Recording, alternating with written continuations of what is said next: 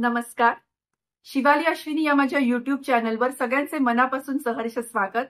आज आपण या चॅनलद्वारे अक्षरदीप या एका नवीन उपक्रमाची सुरुवात करणार आहोत. दीप प्रज्वलन किंवा दिवे उजळणे हा आपल्या संस्कृतीचा एक भाग आहे.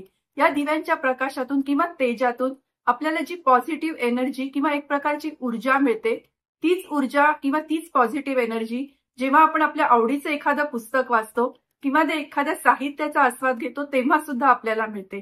मग हाच अक्षरांचा दीप आपण सगळ्यांनी मिळून अखंडपणे तेवत ठेवला तर, याच विचारातून मी या उपक्रमाची सुरुवात केली आहे.